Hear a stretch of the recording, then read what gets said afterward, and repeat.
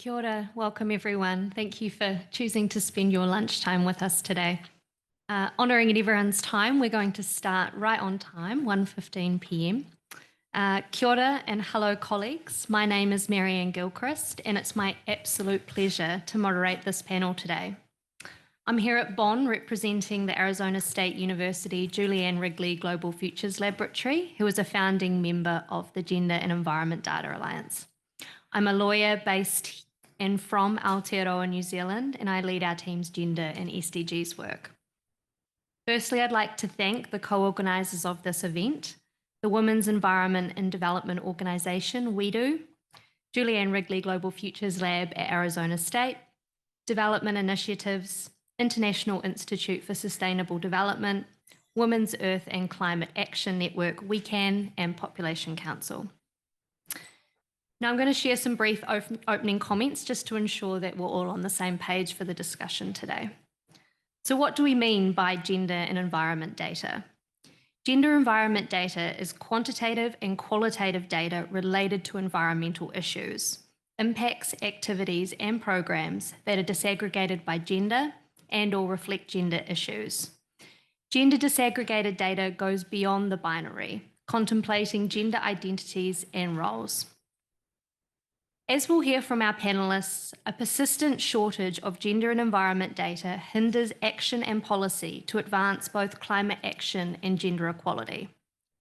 The increased production and use of this data will help build understanding of how gender issues intersect with the causes, impacts, and actions around climate change, and therefore the creation of more evidence-based and better informed policy.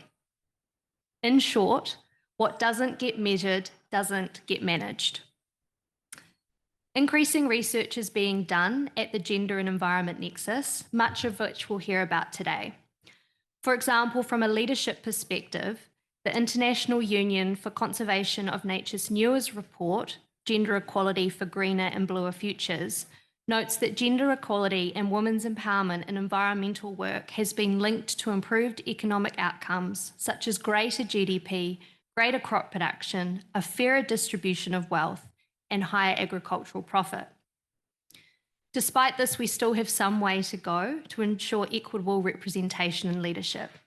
For example, the same IUCN report notes just 16% of ministers of environment-related ministries are women, and further, WEDO's climate tracker reveals that there was just 34% of women's participation on party delegations at COP28, the same percentage as 10 years ago.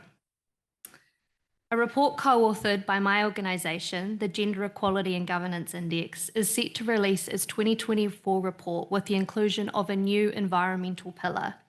Covering 158 countries, environmental data will stand alongside governance, education, work, entrepreneurship, and violence data. Moving now to the panel.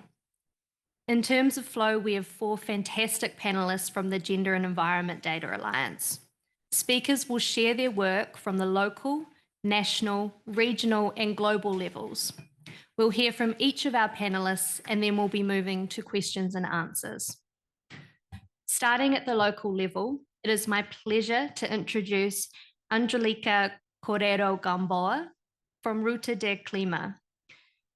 Angélica is a professional in the management of natural resources with 4 years' experience as an investigator, consultant in social and climate projects. Angélica's focusing question for her presentation is how is gender data connected to loss and damage? The floor is yours, Angélica.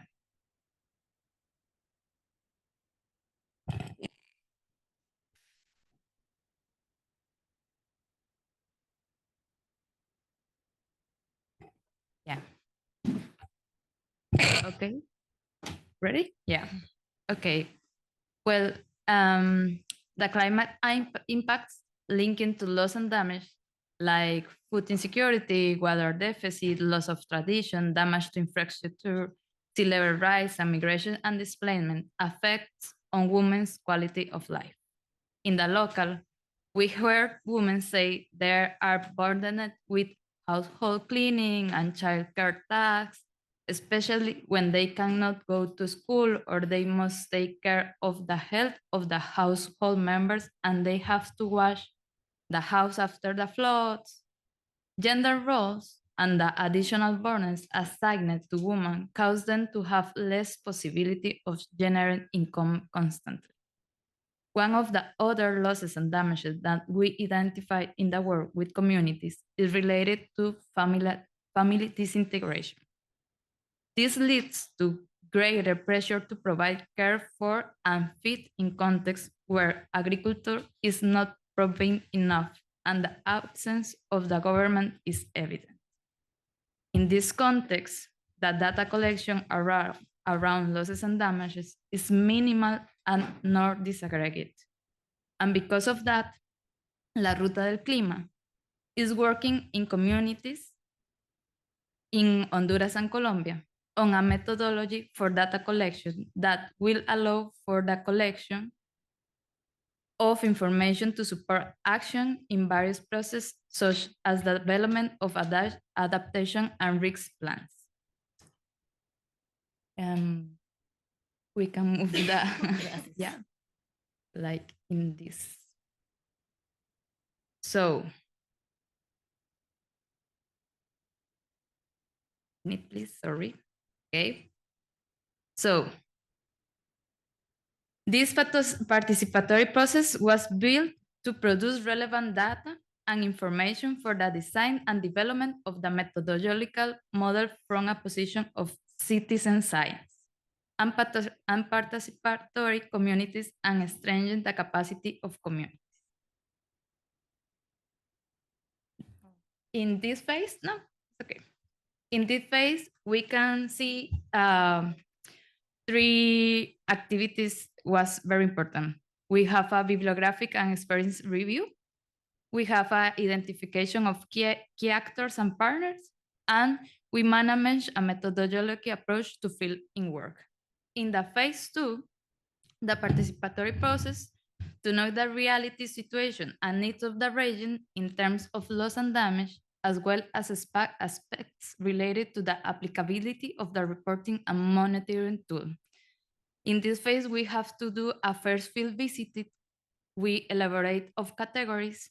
We interview with experts and design a pilot of a digital tool.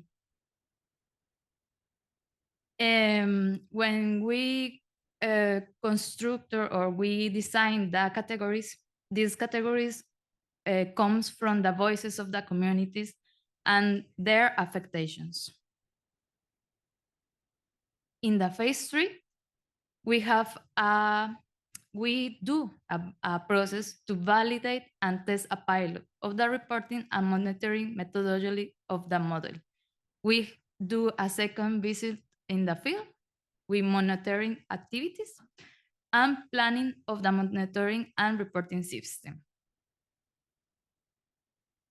In the result of the pilot, we have these reports about impacts and about emotion impacts or effects. And it's very enlightening that the community report like impacts in infrastructure and environmental and health, but they report to impacts in her emotions like concern, fear, sadness, and frustration. For this process, we have 3 elements was very important. Identification of actor partners in the local community. We do it like, from mapping actors, joint work plan, and joint work structure with the communities. And training and capacity building in loss and damage, and training and capacity building in how to use the digital tool. These 3 elements sustaining support for reporting and monitoring. This digital tool was to be functional, was to be return of the information, and have to be less, reduce the digital gap in those communities. We work with women of all range of age. And when we work with older people or we work with people who don't know about that technology use, we do these trainings and capacity building for the data process. So we invited to you to, in the webpage of La Ruta del Clima, see this case of study. And in this case of study, you can see the results and the process of the monitoring and the tool. In conclusion, I think it's very important that in this process, the communities participate fully in all the process. In our experience, the construction of categories from their needs was very important for this tool and for do the monitoring and for they do the monitoring. Thank you.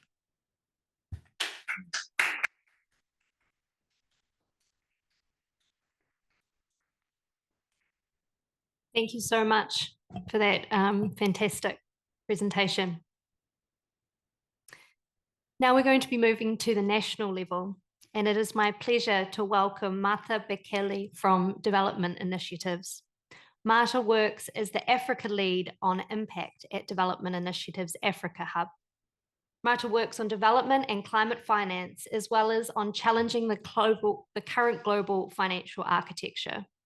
Marta's focusing question is, why is gender data relevant for gender responsive climate finance?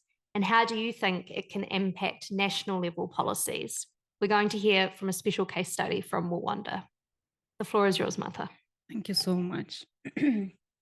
So yeah, let's move to finance now. Gender responsive climate finance. It's about finance, it's about climate, it's about localization and a national case study in Rwanda. And we can start from a powerful opening, a quote. I have a quote from, yeah, thank you so much, Dativ. So Dativ is the founder and executive director of Family Circle of Love Lab organization. And here she is highlighting the crisis in funding for agriculture and avocado farming and how it is practically difficult for them to access funding that is meant for resilience, that is meant for development and structural transformation, basically. Now, so gender responsive approach to climate finance. Why? So a gender responsive climate approach to climate finance should be answering, are we recognizing the specific needs and priorities of vulnerable communities where girls and women belong? Is the funding increasing for women-led climate initiatives, for feminist civil society organizations?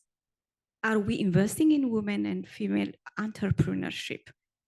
Are we ensuring women and girls benefit from resources? And in general, do we have an inclusive climate gender data ecosystem? So this is what I want to touch on. But specifically, so this is a joint work between development initiatives, DI, where I work, and Kivina till Kivina, KTK, in Rwanda. So what I'm going to present today are those 4 questions. What is the implication of missing data? How much do we know about the gender responsive climate finance in Rwanda? What are the hurdles Rwandan women rights organizations and women-led organizations face? So we are going to hear their voices. And then what would it take to fill the data gap on gender climate environment issues? So the missing gender data in Rwanda, studies show that close to 9 out of 10 women identify as smallholder farmers on the one hand. A job that is extremely vulnerable and exposed to climate impacts. But on the other hand, there is a massive data gap, meaning that whatever policy you are designing and the decisions that you are taking to allocate budget, that decision is not informed by data and evidence. So this is about the importance of gender data. Now let's move to the finance part of it. If we apply a feminist approach to that, in Rwanda, data on gender equality funding, which I'm sure you recall the Addis Ababa agenda, which talked about systematically tracking and prioritizing allocation of resources to gender equality, and climate environmental funding, they are extremely difficult to track. So in general, there is difficulty in having timely, reliable, disaggregated quality data. That's what we're saying, which is no different from the climate finance landscape, as we know. So this is my favorite part. We followed the money. So we were chasing the money. Where is it going to? How much is going? So we found that the gender responsive climate finance made up to just 3.3% of climate finance. We're talking about ODA, which is Overseas Development Assistance, dispersed to Rwanda between 2013 to 2022. Of this, we found that 3/4 came from just 3 donors. What does this show you? This shows you that there is a high concentration of donors, the donor profile. So if 1 or 2 pull out, what happens? That is the danger. So we're talking about 73.7%, just 3/4, 3 donors only over that period. Then when we're asking how much went to projects with gender equality as principal objective, meaning would that objective would it have been carried out without the gender objective? That's what you're asking. And we found out that just 1/10 of the projects or gender equality in 88% of this financing was not having principal gender objective. That's what the data is telling us. Remember, we're talking about ODA aid, which can come in the form of grants, concessional loans, and so on. Now, those of you who were part of the grand bargain, for instance, in 2016, in the humanitarian financing, there was this buzzword about localization as directly as possible to national and local actors. That's what we're saying, without using as much as possible intermediaries. So we wanted to find out how much is going to these local actors, these women rights organizations and movements. And the answer is, it's not as directly as possible. Rather, what we are finding is as little and as indirectly as possible to women rights organizations and movements. And the figure tells you that just $1 in 1,000, that is 0.1% of the climate finance, which is gender responsive, targeted women rights organizations, women-led organizations, movements, as little and as indirectly as possible to these organizations. Now, we followed the money, we know about the quantitative analysis. Can we speak to Rwandan women? What do they think about climate financing out there, especially those that are leading organizations and those that are involved in women's rights issues? So these are the hurdles that they shared with us. Nothing new. It's just that we are listening to their voices and how they articulate their problems. The lack of awareness and information, for instance, is articulated as, where can we knock to get this support? That you're talking about climate finance, it's out there. Where do we go? How do we access it? Even if we want to access it, we don't have capacity to apply. We've been hearing here in Bonn that you have to fill hundreds of forms, for instance, or is it spaces to fill to access that? Where do we get that capacity? Yeah, it's complex and time consuming, especially for small local organizations with limited resources. And the rigid application criteria, sometimes we apply and apply and apply, and we are unsuccessful. But we don't know. We don't know why. All we do is apply, and we're not successful. And the lack of sustained funding, continuity of the initiative is really an issue sometimes, and which we all say, even in the NGO sector. Fine. So we've talked about the problems. Okay. So let's move to like, why do we need to have gender responsive climate financing and gender data? How do we fill that gap? Most importantly, how do we go about it? So the mess, it's messy. My colleague Yuan here, we've been working on the messy climate finance data landscape, where they are reporting based on feelings. There is no specific directive where you have to show the committed resources. You have to show that you are going to disperse within a certain timeline, that you have to report if you cancel that project. That is not happening in the climate finance reporting. So it is messy. And how many organizations are following the real marker? How many organizations are following the gender marker? Are they doing it consistently? We don't know what is happening out there. So we need to start with tidying up, because I'm talking about ODA, overseas development assistance. So we need to tidy up the messy climate finance landscape. We need to track localization of international finances and use a gender budgeting approach. We've seen what the quantitative analysis tells us. We need to standardize the use of DAG, gender, and real markers to measure intersectional finance. We were discussing the first day here how developed countries, for instance, don't want to have a common definition over climate finance, for instance. So in the absence of that common definition, how do you know what is being spent and how do you measure it? Is there a standardized approach for methodology, for aggregating, for accounting and reporting?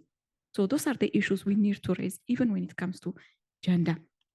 Measuring program outcomes to track finance, adopting a feminist approach. There are so many guidelines out there, starting from allocation to implementation to monitoring and evaluation, providing solid evidence on the nexus between environment, climate, and gender, and the interconnecting intersectionality issues in between.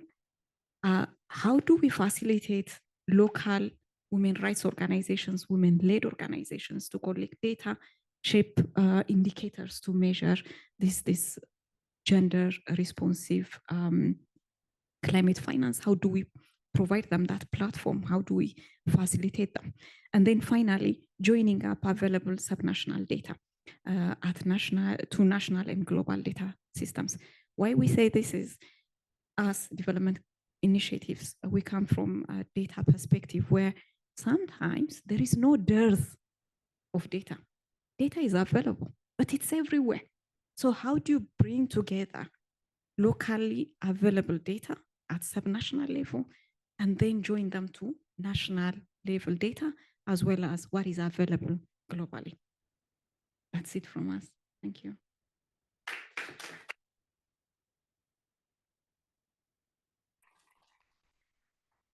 Thank you, Marta.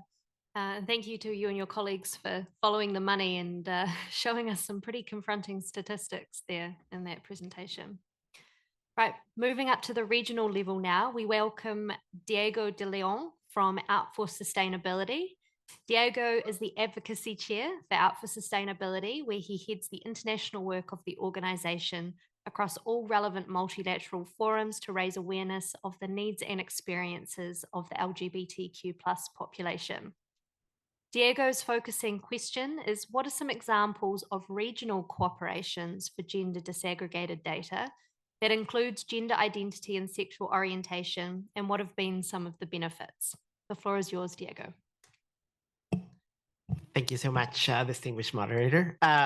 So first of all, thank you very much for the opportunity to GEDA and IUCN, sorry, for WEDO and IUCN for bringing us together through to GEDA. We joined the coalition, the alliance, a couple of months ago, and it's already been a very productive and very enriching experience for us. So thank you very much for that.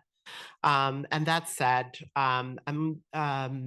my focus for this conversation is to talk a little bit about what's happening at the regional level. So I decided to share two examples that I think will shed light on how does this actually take place, and it's no longer an aspiration, but something that's already happening, and that government, civil society, academia, and even in some cases the private sector has been involved. The first is it's an example from 2018, the Pride humanitarian system, which is comprised by civil society organizations, international organizations, UN agencies, and some governments, had a consultation where they brought together more than 100 representatives from the different organizations that I mentioned, to discuss on what were some of the challenges and opportunities during humanitarian emergencies to provide equitable and inclusive relief for the LGBTQ+ community in the South Pacific region, so Australia and the different small island development states that currently are located in that area. And the event itself did not generate as much quantitative data, but it was a very powerful exercise where organizations and people that are working on the ground and that are facing these challenges on a daily basis were able to share their different experiences on how particularly relief agencies and organizations were sometimes, or should I say, many times failing the LGBTQ community by not providing the necessary support system that address the specific needs of this population. But for being a humanitarian system, of course, they looked at different impacts, typhoons, tsunamis, earthquakes, but across the board, regardless of the type of emergency, the challenges were similar, regardless, again, by the impact or where it was taking place, calling for a broader and stronger action from these organizations, many of them being religiously affiliated, which also poses a challenge to our population. The other example that I wanted to share was a little bit more recent. From a very unexpected ally, the U.S. Canada-Mexico Free Trade Agreement has a Commission for Environmental Cooperation, the CEC, and they work on trying to. There's a full chapter within the agreement about environmental cooperation between the three countries, and the Commission is the body created in order to carry out that work. And they've been quite progressive in bringing different voices in order to help them understand what are the needs and experiences of different populations, including youth and indigenous people. But they realized that they were also lacking the voices of LGBTQ+ population, Two-Spirits, and other queer indigenous people from the region. So they established a roundtable that brought together activists from the three countries in order to talk about the different experiences from each one of our respective countries. And after that, the commission commissioned a white paper that I just got an advanced copy, but it will be released in just a couple of weeks, where we talk about what are those differentiated impacts and looking at what data is available across the three countries in order to encourage all of the three members of the commission to take action and to identify ways that they can better support the LGBTQ population that is being impacted by climate change and other environmental challenges.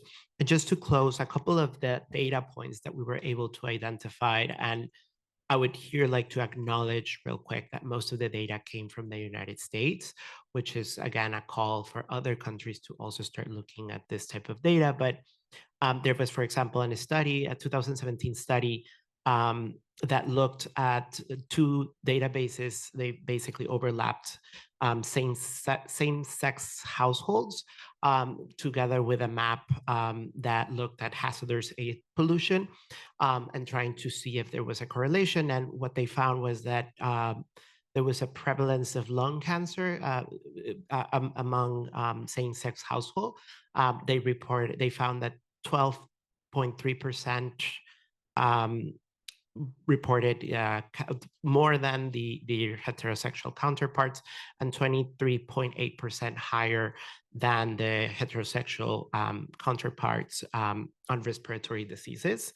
There was another study in 2023 conducted by University of California in Irvine. And it was a very interesting study because they looked at census data from the US that is tracking since COVID. It's called the Pulse Census. And what they do is they measure different impacts that population were experiencing during the COVID pandemic. But they collect the data every 2 months. So just in a couple of years, you can imagine the amount of data that they've generated. And one of the things that they have been tracking is displacement. And of course, for them, it was important to differentiate the type of displacement from COVID, but also from other impacts, including extreme weather event. And when running the data, what they found was that the LGBTQ community was experiencing 2 times more displacement for extreme weather events than heterosexual counterparts. And once that data is disaggregated by race, it found that there was a significant difference between people that identified as LGBTQ+ that were white and that were part of their racial group, such as African Americans, Latinos, or Asians. Also, a study 2024 from UCLA found 1% point above for exposure to extreme weather events, meaning that, and this was done again using same-sex household data, but basically these households are living in areas where there is higher prevalence of poverty, low-rise infrastructure, and lack of adequate resources. And just to close, there was also a study 2023 by the Federal Emergency Management Agency of the US, Emergency Management, FEMA, by the US government, where they do a household survey on disaster preparedness. And I want to congratulate my queer fellows, because what the study found was that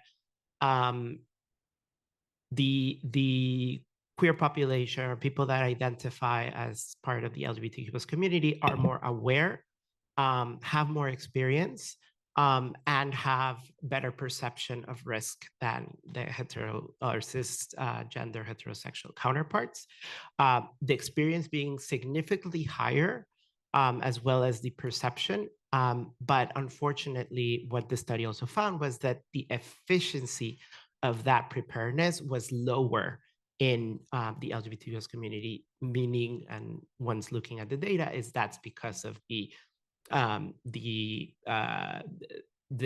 inequality that our community experiences, and therefore despite us being more prepared, it makes us yet more vulnerable. So I would close with that. And sorry, Claudia, I should have put that on a slide, and I know we talked about doing a slide, but I'm very happy to share that information afterwards. We work very closely with GEDA, and we do in order to making sure that the gender climate tracker is constantly updated, also with data from the LGBTQ+ community. So again, thank you very much.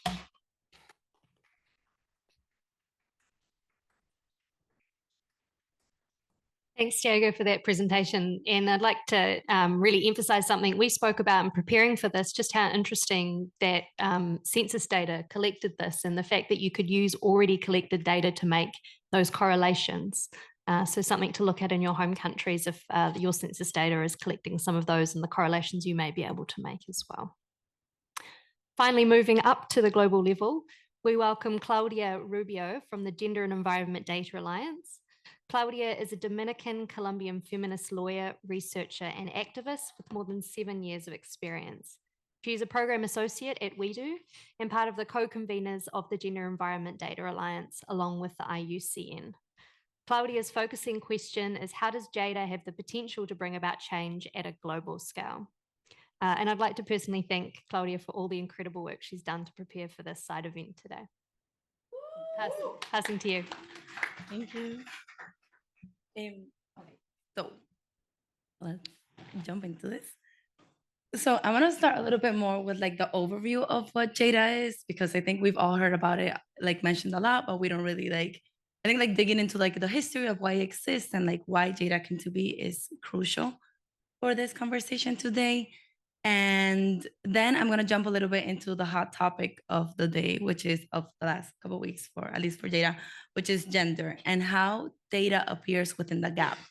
So that's going to be like the second half of our presentation, and I'm going to dedicate a little bit more of time to that, specifically because we published a brief regarding data in the gap, and because we noticed that out of all party submissions, 77% of party submissions to the gap recognize data as a vital piece of what the gender action plan is. So jumping first into the history of what GEDA is. GEDA was formed in 2021 as a commitment to advance feminist climate justice under the Generation Equality Forum. It came to be because we noticed that like a lot of people were talking about data, a lot of people were talking about like gender data and how it connects to climate change, and how do you measure the impact of climate change in different genders if you don't have data to back that up? How do you create policies? How do you create, like, how do you really like change the world if you don't know what you're changing or how you're going to change it? So that's where that's where GEDA came in. We knew that several different organizations were organizing data, that several organizations across the entire globe were recollecting that data.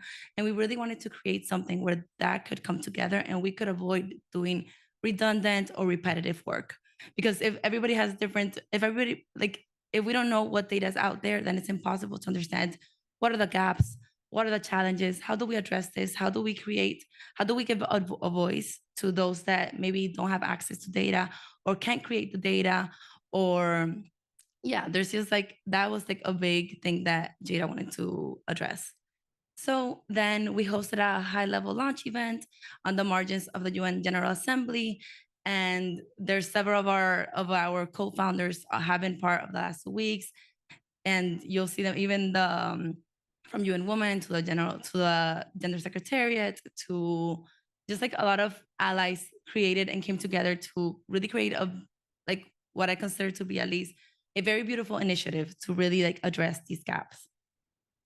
So the Gender and Environment Data Alliance aims to improve availability, accessibility, understanding, and application of quality and robust data and information at the gender and environment nexus. What does that mean? Basically, like, the idea is to make data more available, to make data more reachable, more accessible, more like that we can collaborate together to create something to better address what is happening with climate change specific to gender data. So we've grown now to be a more than 90 member alliance. We started at 17 organizations and now we're more than 90 members.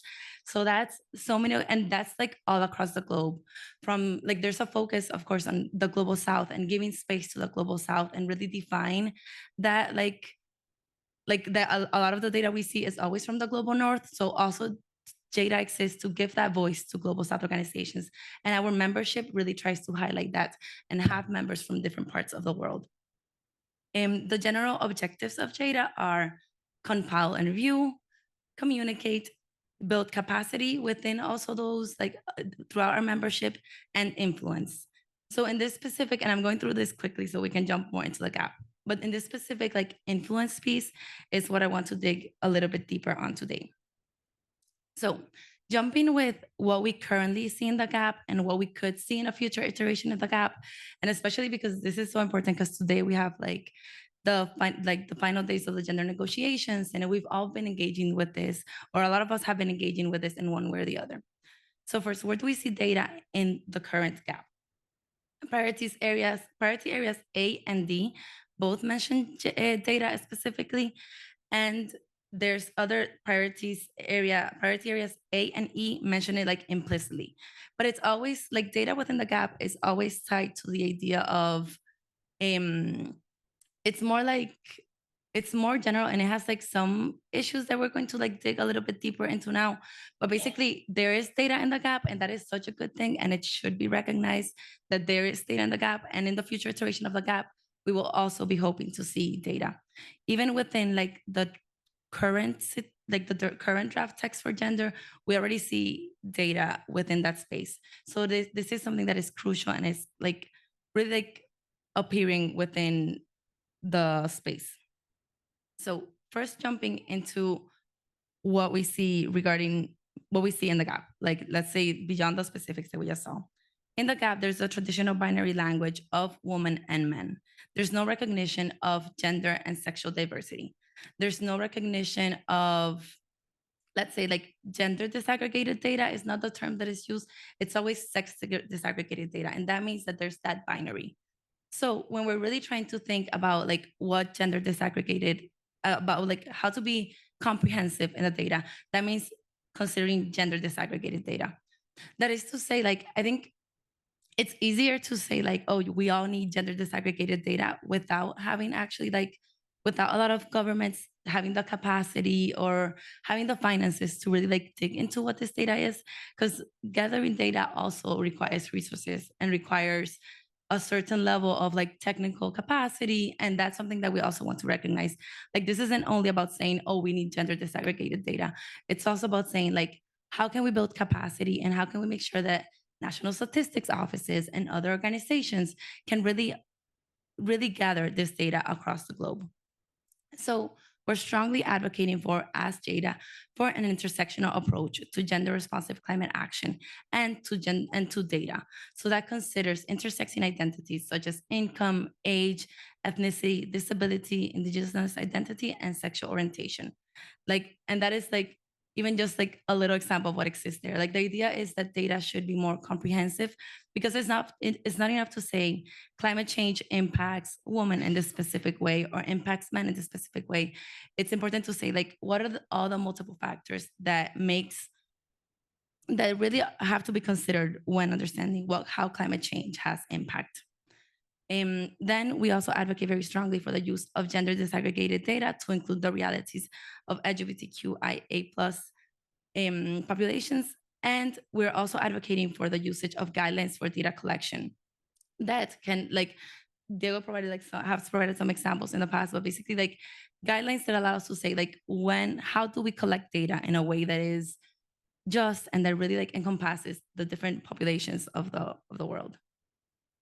Then we have specific on data collection. So within the gap, we do see that there's some ways of gathering data, and I think the Secretariat has done like a really good job of gathering data. For example, we see the gender composition report, which basically tells you like who is speaking when within the negotiations. We have WeDo's Gender Climate Tracker, which also tracks different genders' participation within the UNFCCC. So there are existing measures for identifying like quantitative and qualitative data, but there's no specific mandate within the gap. There are also no indicators and metrics, and there's no recognition of different methodologies for data collection, as well as recognition for potential of non-traditional data sources. So basically, like, although data is recognized within the gap, there's space for more innovation, for like an understanding of where data can come up in ways that are like less traditional. Because part of the struggle with this is also that existing data, we always think of data as like this quantitative thing, or about this like thing that you can just measure like one by one. But really, like, there's so many like generally cool approaches to gathering data in the world, like feminist participatory action research. It's like you can gather information through like stories, through just like being on the ground and like really understanding how people are presenting knowledge without necessarily being invisibilized by numbers. So what are we advocating for? The promotion of non-conventional data sources within data collection efforts, centering decolonial and participatory practices.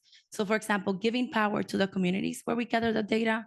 In a consultancy, we discovered that like most of the data was gathered by Global North institutions, but in Global South places.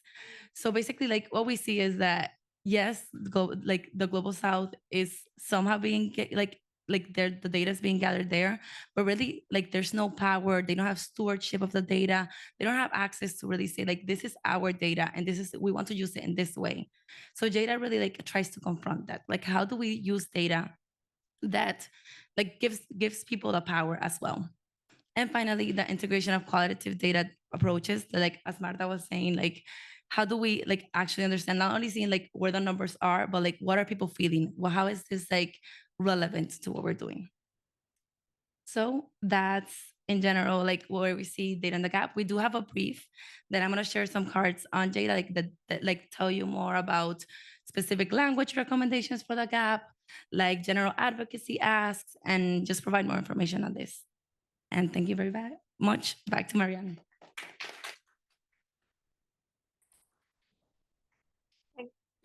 Thank you, Claudia.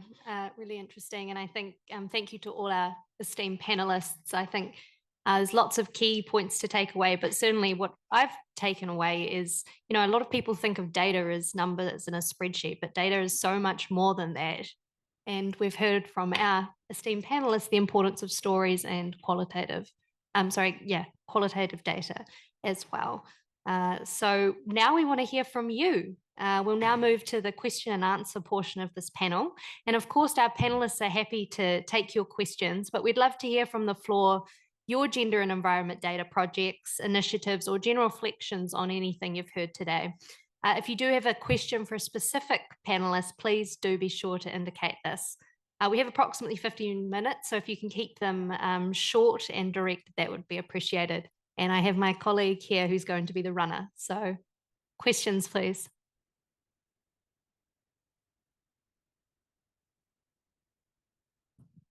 Thank you very much for such insightful information sharing.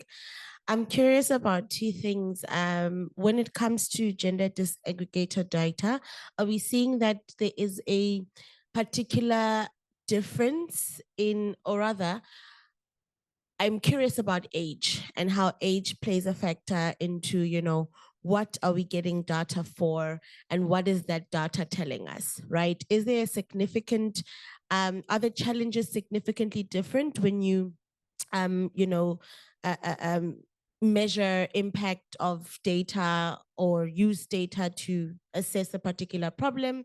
I'm thinking about, for example, the case study in Rwanda, that 87% marker. Did you find that it was mostly, adults or aging women?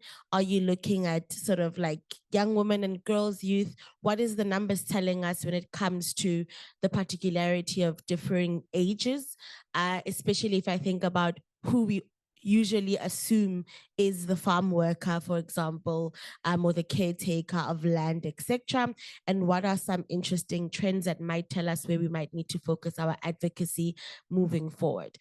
I'm also for Out for Sustainability, I'm really curious. I was quite struck when you made the connection between why, because oftentimes when you try and bring in this intersection of, queer, gender and sexual diversity and the relationship to climate, it's always just like, well, here are the queers wanting to insert themselves in another thing. I mean, if we're all drowning, what does it matter if, I am this or that?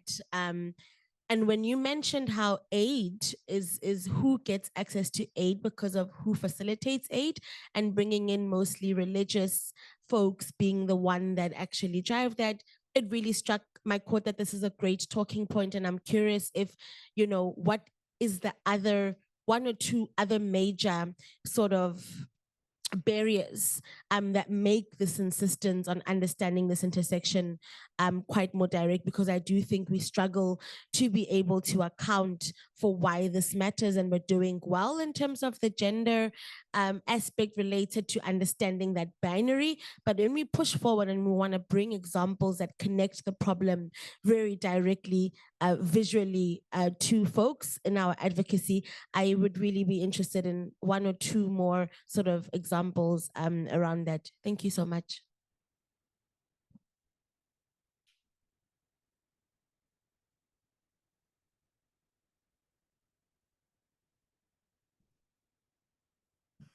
Thank you very much.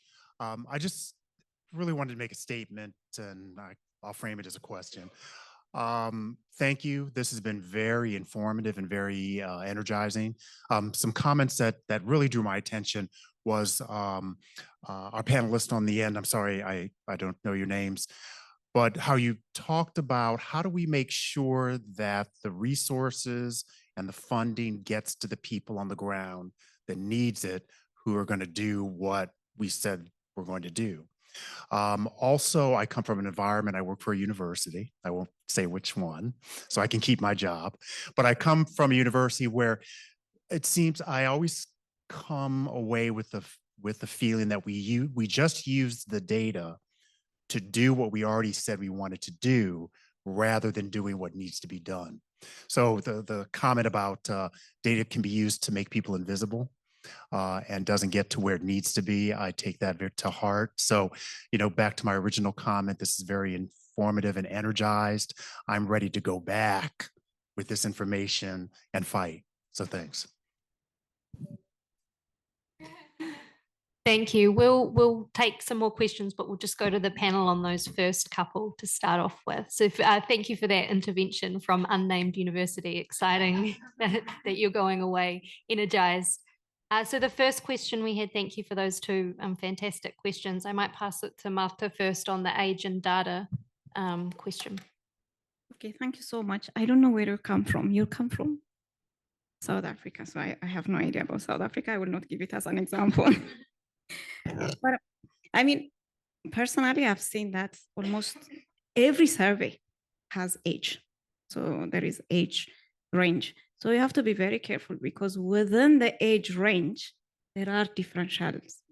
You see, for instance, if I give you a country I know very well, Ethiopia or Kenya, if you compare someone like 18 years old girl with an 18 years old girl at the border, their experiences are different.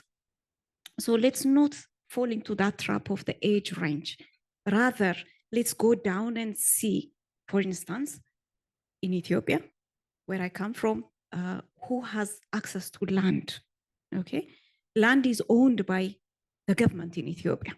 So the much it could do was give certificates of holding. So the government of Ethiopia, what they did was, when they are giving that certificate, the pictures of the man is with the picture of his wife or wives in that certificate, to ensure that there is, land holding right.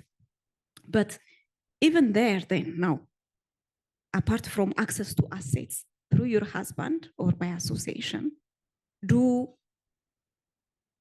girls have access to assets, to land, to means of production? You see, the girls within a certain location. Socially, how does the society treat a girl compared to a married woman, compared to a divorced woman, compared to a widow? So those are we are not going to isolate age by its own, rather holistically. Yeah, exactly. Yeah, so that's what I wanted to say.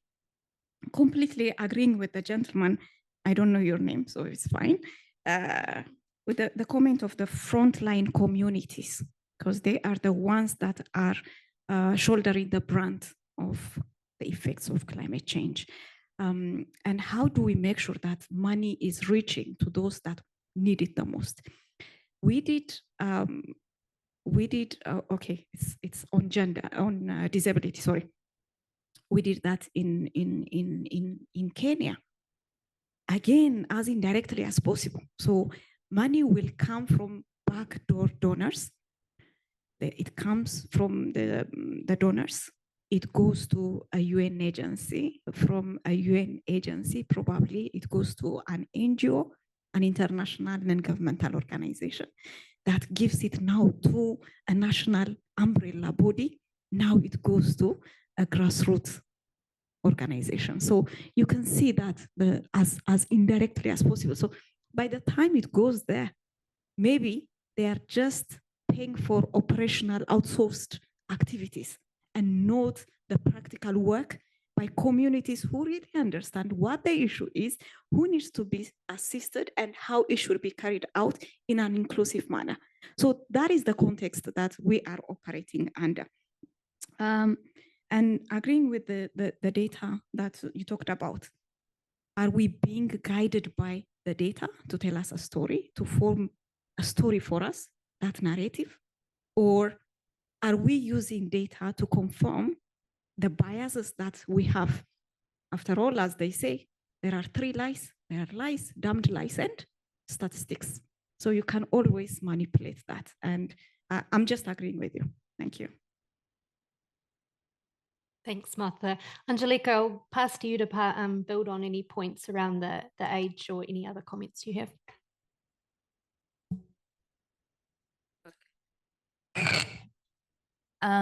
Okay, with the age thing,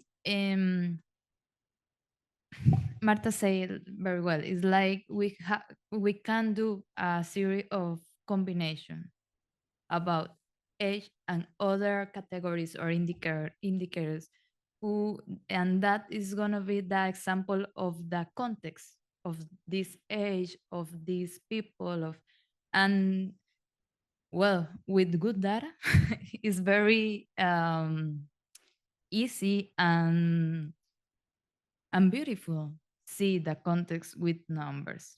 But what yeah, the gentleman say is very malleable, very like, it's like we say like plasticina. It's like you can do as you can mold.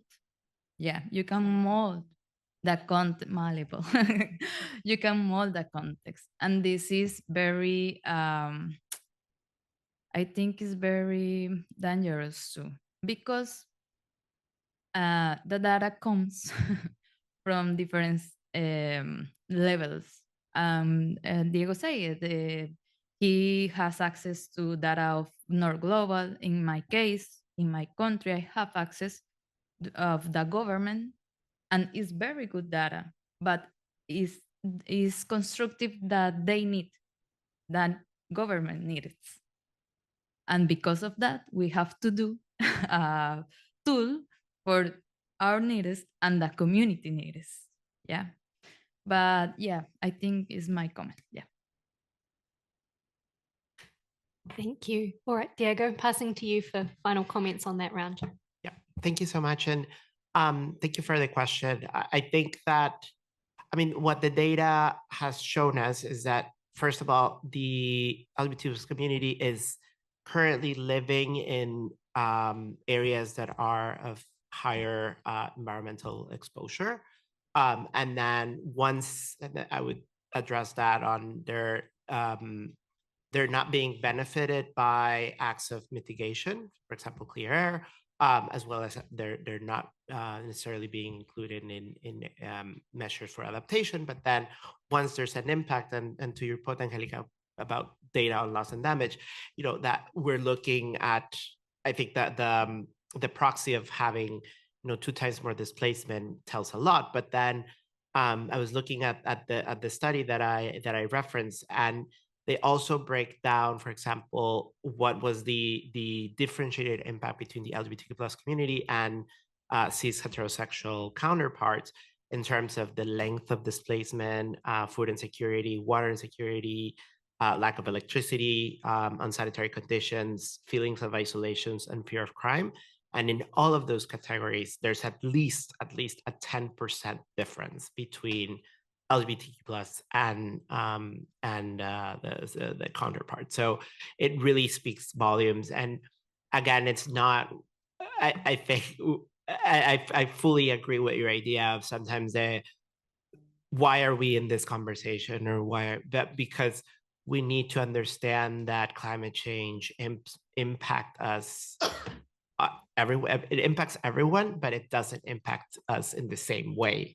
And that's very important. And even despite quote unquote minority, and I don't like using that term, but even if it's a specific sector of the population, our promise as individuals that are part of this international communities to leave no one behind. And we need to be very conscious of those and develop the necessary tools in order to address. And just to finalize, we worked with you after the studies, we worked with US FEMA, with the Federal Emergency Management Agency, in order to develop a guide on how to provide inclusive and equitable disaster preparedness and response.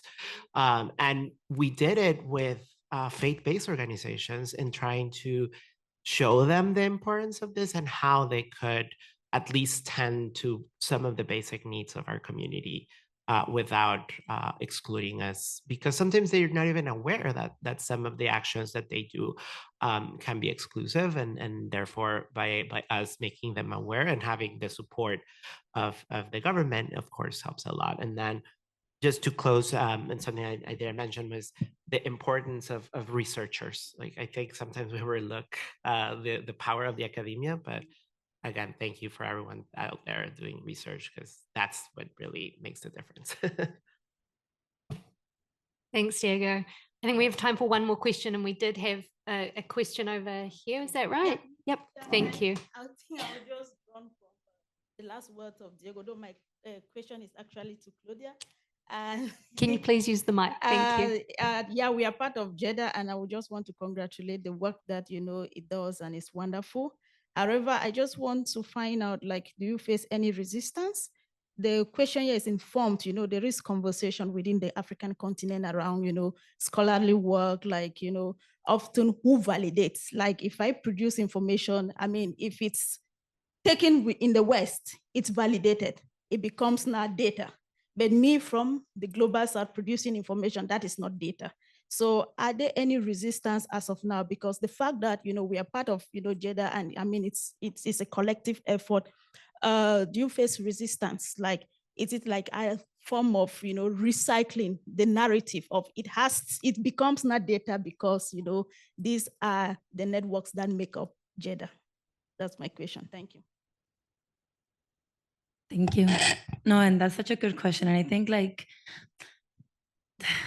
there is like, maybe not resistance within like GEDA itself, because we commit to like certain values, and we commit to like upholding, yeah, like just sharing those common values. But I think like part of the thing with GEDA is that we can leverage what the membership is diverse. There's institutions that have like a lot of, that hold power in a lot of traditional ways, and there's institutions that like are based in the global south and maybe don't hold power in that way.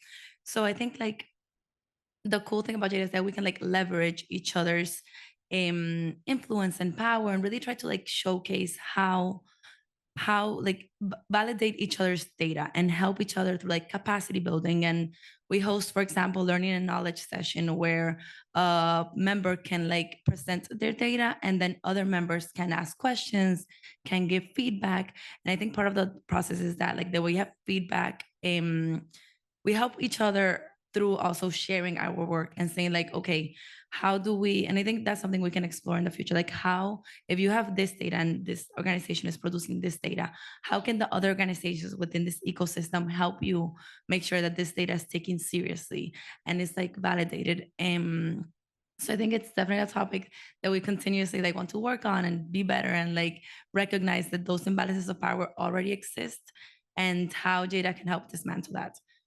But yeah, thank you for your question. Thank you for the question. And Claudia, thank you for that. Do we have one more? Very quickly. Okay. Thank you very much. It was a wonderful presentation. I wish to find out how GEDA can support local organizations, because you use data to formulate policies. And for these policies to be inclusive and reflective of reality, it should be contextual, right? Now I'm coming from Central Africa. I have no idea, absolutely no idea if GEDA is present. How do you support, how do you intend, or what strategies can you put in place to support local organizations get data from my area? Because that's where I come from. Of course, charity should begin at home. That's why I have interest there. How can you support local organizations get real data from Central Africa so that the policies can be reflective of our issues? Thank you. Thank you so much for that question. Should I just take it? Okay. Okay, so I think there's like, first of all, like we have like open communication channels within GEDA. Like I think if we receive a request, like we're looking for specific data within this place or in this sense, then we can share that with the entire membership and say, okay, so we have this organization that is requesting this type of data. Does anyone in the membership have access to this type of data? And that way we can connect the dots, because part of the effort is really trying to make sure that we can give access where access is hard to find. So if we can put an organization in contact with another organization and say, okay, you two have these common topics. Let us help. Let's make sure that you two are connecting and you're avoiding redundant work. That's something that we really want to do. So if there's anything any data that you're like, I really want to find out where this is, you can feel free to contact any member of GEDA, and then they will connect. They will help you connect. So this is also like a network of, I think, yeah, like just like solidarity, helping each other, understanding where the data is and how we can really like use our context and our scope to connect that. And I think there's also, so we're launching a small grants program also to be able to give funds to organizations that maybe don't have as many funds to carry data projects within their own communities.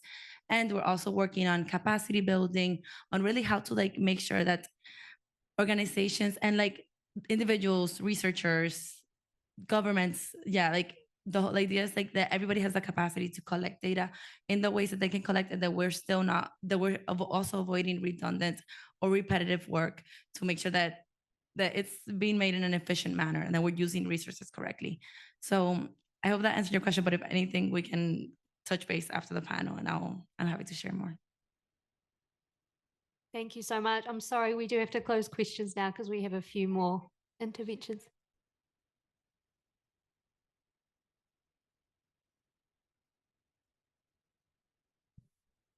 Wonderful. So we're already having connections in the room to help with data collection. Thank you for that. It's wonderful. It's now my absolute pleasure to pass over to Jeffrey Key, Policy Advisor from the International Institute for Sustainable Development. Jeffrey's going to provide some comments for us. Thank you, Jeffrey.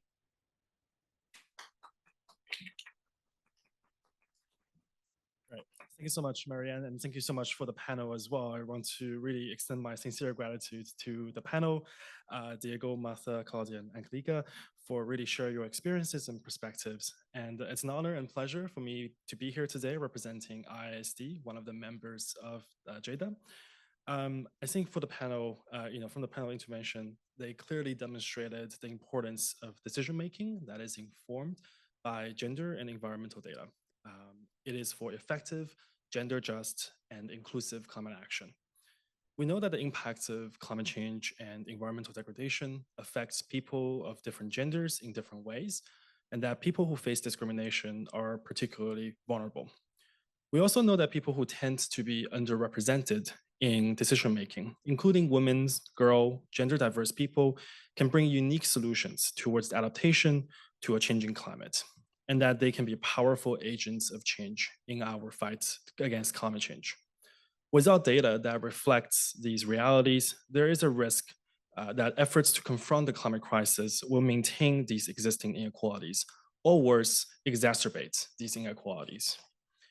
We need disaggregated data that captures inequality beyond gender, recognizing other factors such as indigeneity, race, and sexual orientation, also influence people's experiences with climate change and their opportunities and constraints related to climate action.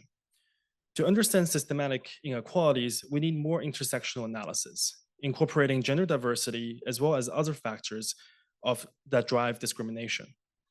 We also need to better incorporate qualitative data that comes from different sources, including non-traditional data sources, indigenous knowledge, and knowledge from other underrepresented groups.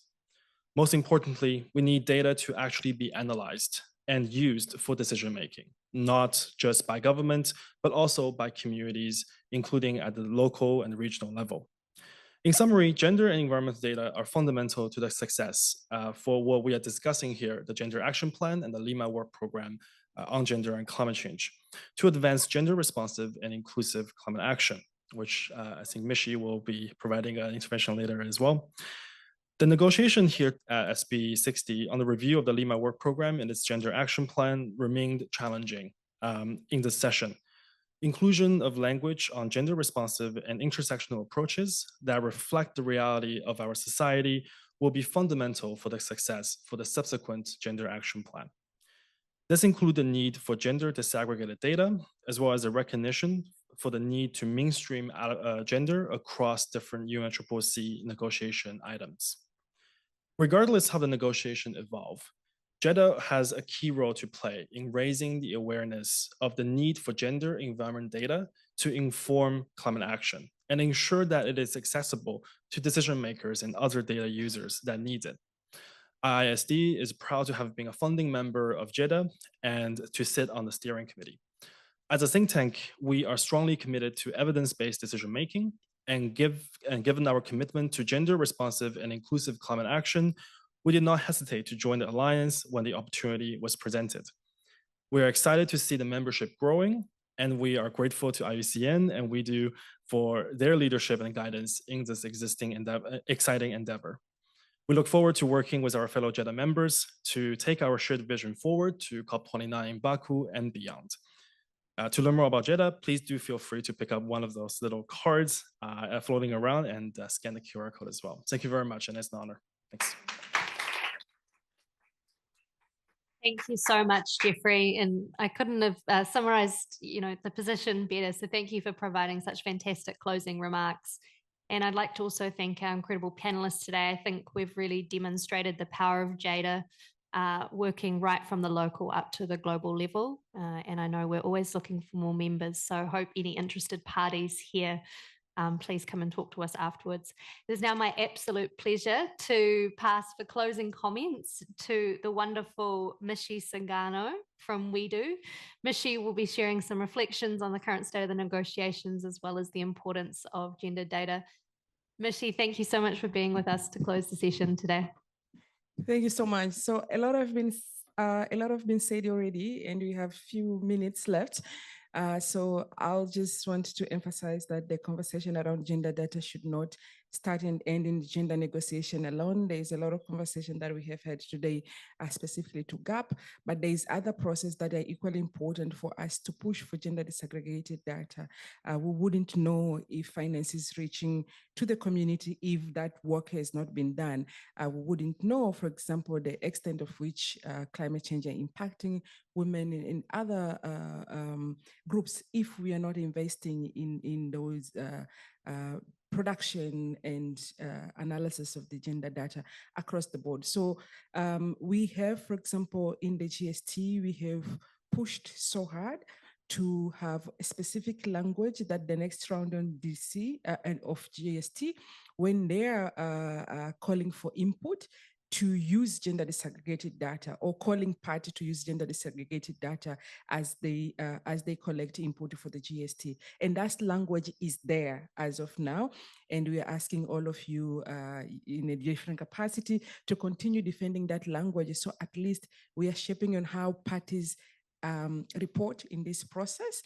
And if they report using gender disaggregated data, our hope is they are going to make informed decisions that and design a program that are specific to different groups based on what data they're telling us. So we'll keep on pushing on that regard.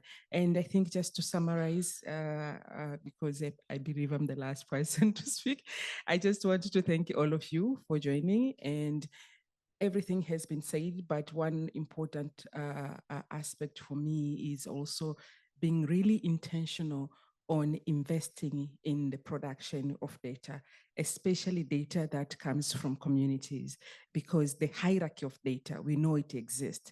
We know which data is deemed, verified and important is this data that comes not just from the University of the Global North, right?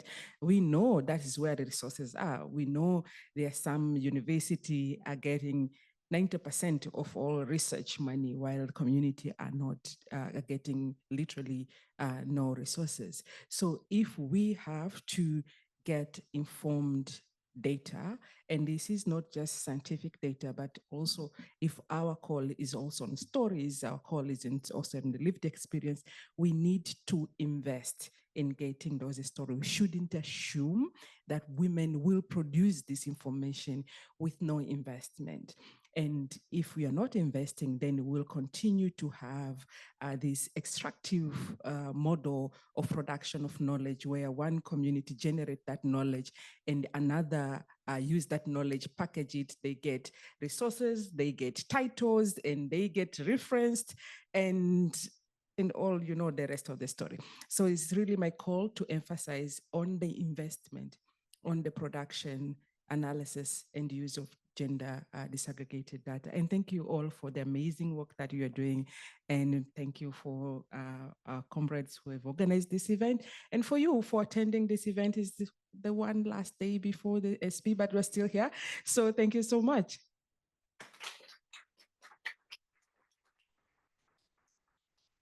Thank you, Mishi. And thank you everyone for coming along.